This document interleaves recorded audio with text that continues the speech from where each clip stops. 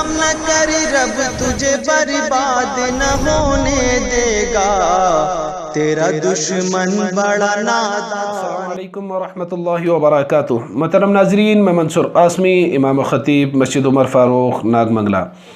آج کے اس ویڈیو میں جو مسئلہ آپ سے شیئر کرنے والا ہوں وہ یہ ہے کہ رمضان المبارک کے اندر حیض و نفاس والی عورتوں کے لیے روزے کا کیا حکم ہوگا؟ ایسی عورتیں روزہ رکھ سکتی ہیں یا نہیں؟ اگر نہیں رکھ سکتی ہیں تو اس کی قضا ضروری ہے یا ایسی عورتوں کے حق میں روزہ معاف ہوگا؟ اور اسی طریقے سے ایک عورت پاک تھی، روزے کی حالت میں تھی، دن کا کچھ حصہ گزرنے کے بعد حیض آنا شروع ہو گیا، اب ایسی عورت کے روزے کا کیا حکم ہوگا؟ اور اسی طریقے سے ایک عورت ناپاک تھی، دن کا کچھ حصہ گزرنے کے بعد پاک ہو گئی، اب اس کے روزے کا کیا حکم ہوگا؟ اور اسی طریقے سے رمضان المبارک کے اندر روزوں کو پانے کے خاطر حیض و نفاس والی عورتیں دوائی کھا کر یا ٹیبلٹ کا استعمال کر کے حیض و نفاس کے خون کو روک کر روزے رکھ سکتی ہیں یا نہیں؟ تو آج کا یہ ویڈیو تھوڑا تفصیلی ہوگا، تو اس لیے آخر تک ضرور دیکھیں ورنہ بات پوری طریقے سے سمجھ میں نہیں آئے گی۔ جہاں تک ایسی عورتوں کے روزے کا تعلق ہے تو ایسی حالت میں روزہ رکھنا ناجائز ہے، حرام ہے، کیونکہ نبی علیہ الصلوۃ والسلام نے ارشاد فرمایا اذا حاضت لم تصلی ولم تصم، عورت جب حائضہ ہو جائے، حیض آنا شروع ہو جائے تو نہ نماز پڑھے نہ روزہ رکھے۔ تو کیا روزہ ایسی عورتوں کے حق میں معاف ہوگا؟ بالکل بھی معاف نہیں ہوگا۔ پاک ہونے کے بعد، رمضان مبارک کے گزرنے کے بعد جتنے روزے ان ایام میں چھوٹے ہیں اس کی قضا کرنا ضروری ہے، کیونکہ حضرت عائشہ رضی اللہ تعالیٰ عنہ سے روایت ہے، حضرت عائشہ رضی اللہ تعالیٰ عنہ حدیث نقل کرتی ہیں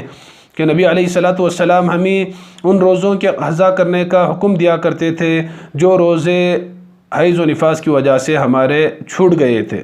تو اس لیے ایسے عورتوں کو چاہیے کہ رمضان کے گزرنے کے بعد پاکی کے ایام میں ان روزوں کی قضا ضرور کرے، کسی بھی قیمت پر روزے معاف نہیں ہوں گے۔ دوسری بات، جو عورت پاک تھی، روزے کی حالت میں تھی، دن کا کچھ حصہ گزرنے کے بعد خون آنا شروع ہو گیا، اب ناپاک ہو گئی، تو اس کا روزہ ٹوٹ گیا، اس کی قضا بھی ضروری ہے، اور جتنے دن ناپاکی کے ایام میں رہے گی اتنے دن کی قضا ضروری ہے۔ اب جب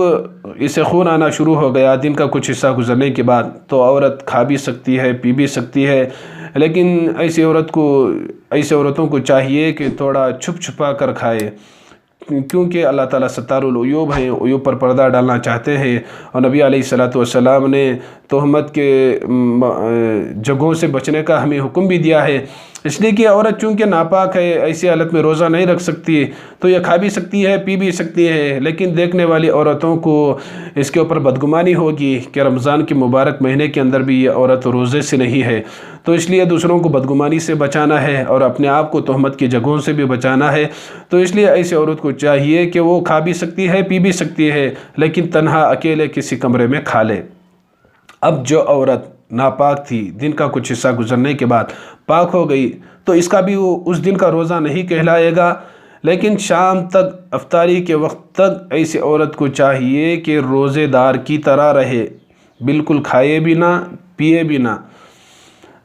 تو یہ مسئلہ کو اچھی طریقے سے ذہن نشین کر لیں۔ یہ عورت پاک تھی، ناپاک ہونے کی وجہ سے وہ کھا بھی سکتی ہے، پی بھی سکتی ہے، لیکن ناپاک تھی، دن کا کچھ حصہ گزرنے کے بعد پاک ہو گئی، اب ایسی عورت پاک ہونے کے بعد افطاری کے وقت تک بالکل بھی کھائے گی بھی نہیں، پیے گی بھی نہیں۔ یہ بات اچھی طریقے سے ذہن نشین کر لے، لیکن اس دن کا وہ روزہ نہیں ہوگا، اس کی قضا ضروری ہے، لیکن پاک ہونے کے بعد افطاری کے وقت تک روزے دار ہی کی طرح رہے گی۔ اور اسی طریقے سے رمضان المبارک کے اندر روزوں کو پانے کے خاطر دوائی اور ٹیبلٹ کا سہارا لے کر حیض و نفاس کے خون کو روک کر روزہ رکھنے کی جہاں تک بات ہے، روزہ رکھ سکتی ہیں، روزہ ہو جاتا ہے، ثواب بھی مل جاتا ہے، لیکن مناسب نہیں، بہتر نہیں، اس لیے کہ اپنے حیض و نفاس کے خون کو روکنے کے لیے جو دوائی استعمال کی جاتی ہے، جو ٹیبلٹ استعمال کیے جاتے ہیں، تو ڈاکٹر حضرات کہتے ہیں کہ ایسے ٹیبلٹ استعمال کرنے کی وجہ سے، ایسی دوائی کھانے کی وجہ سے عورت کی صحت پر فرق پڑتا ہے، سائیڈ ایفیکٹ ہوتا ہے، تو اس لیے مناسب نہیں ہے۔ اگر